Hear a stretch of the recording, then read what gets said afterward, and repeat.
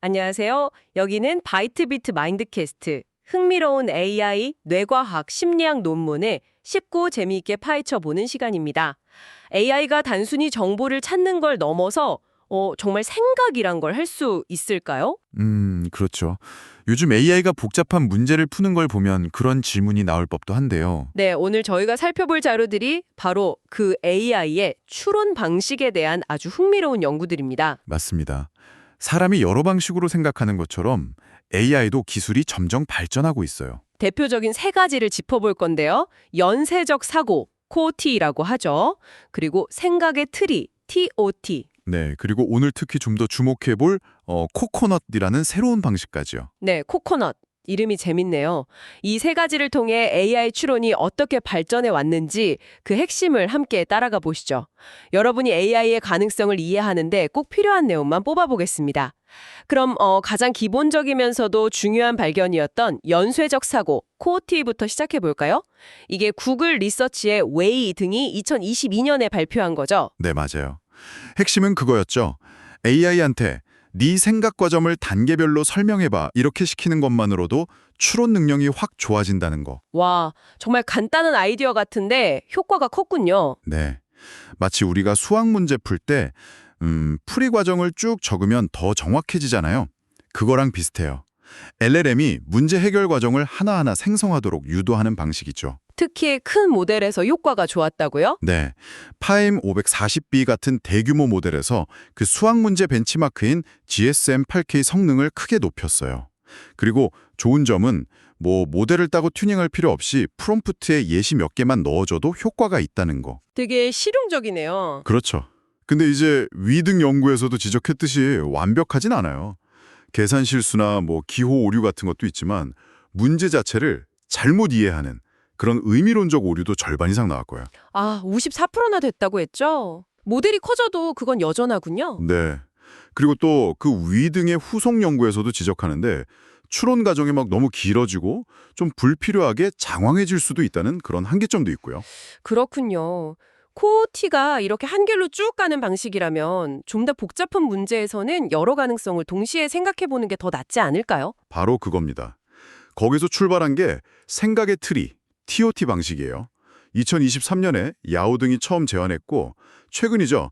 2024년에 홍콩 중문대랑 화웨이 노아의 방줄랩의 위등이 이걸 강화학습이랑 결합한 TOT-RL 연구를 내놨습니다. 아, TOT. 이름 그대로 여러 생각의 가지를 만들어 보는 거군요. 네, 여러 추론 경로, 그러니까 생각의 가지를 동시에 탐색하고 평가하면서 제일 좋은 답을 찾아가는 방식이에요.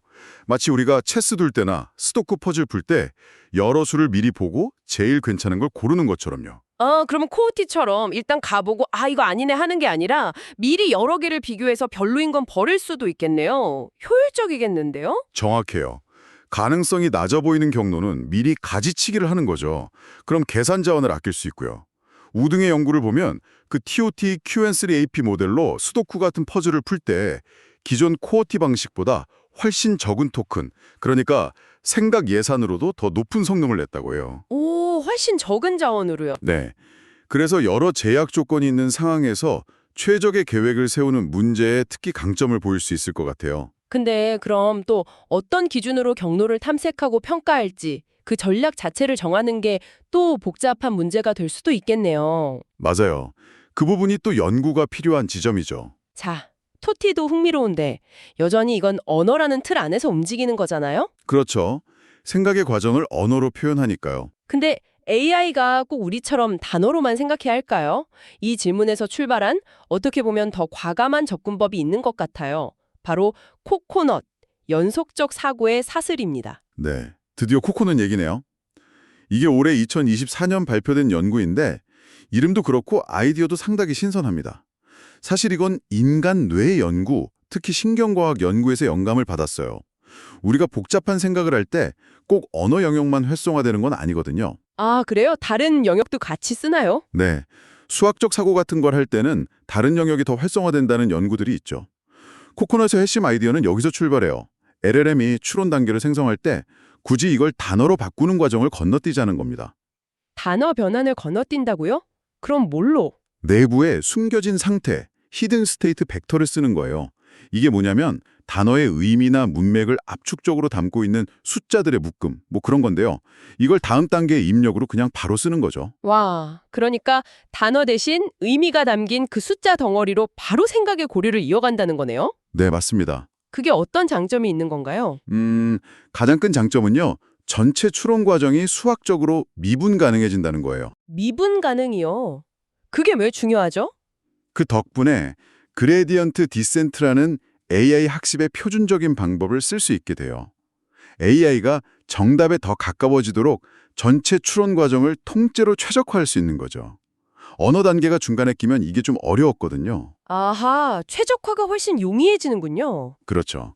근데 물론 처음부터 이런 잠재 공간, 그러니까 단어가 아닌 추상적인 의미 공간에서 추론을 배우게 하는 건 좀 어려워요.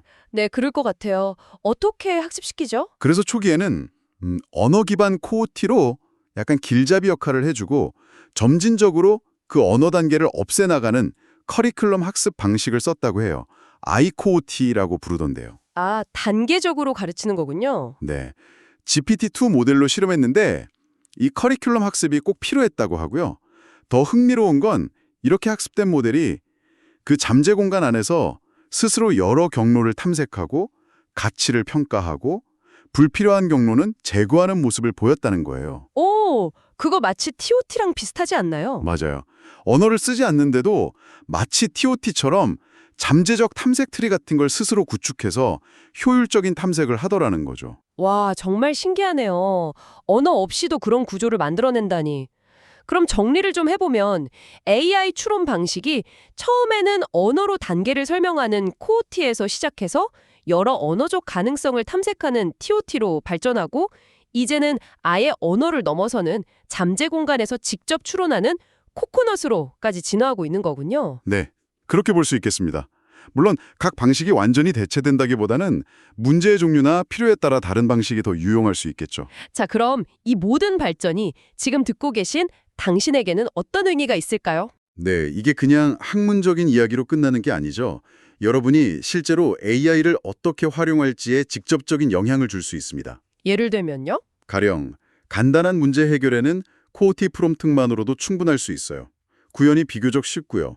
하지만 큰 모델이 필요하고 아까 말했듯 오류 가능성도 있죠. 네, 그렇죠. 반면에 좀 더 복잡한 계획이나 탐색이 필요한 문제라면 TOT 접근법이 더 효율적일 수 있습니다. 여러 가능성을 체계적으로 따져보니까요. 그리고 코코넛은요? 코코넛은 아직 초기 연구 단계고 말씀드렸듯 특별한 학습 과정이 필요하긴 해요.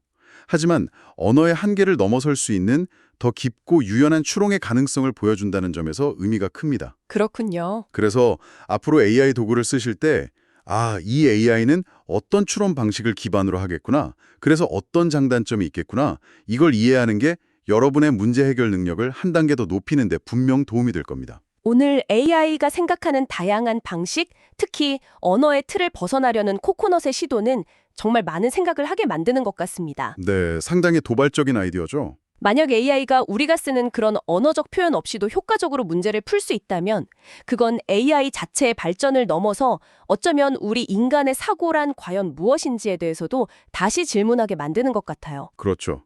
생각과 언어의 관계에 대한 근본적인 질문을 던지게 되죠. 미래의 AI는 정말 우리가 지금 상상하는 것과는 전혀 다른 방식으로 사고하게 될까요? 이 흥미로운 질문을 당신도 한번 곱씹어 보시는 건 어떨까요? 오늘도 바이트비트 마인드캐스트와 함께 AI의 흥미로운 세계를 탐험해 주셔서 감사합니다. 다음 에피소드에서 더욱 흥미로운 주제로 다시 찾아뵙겠습니다.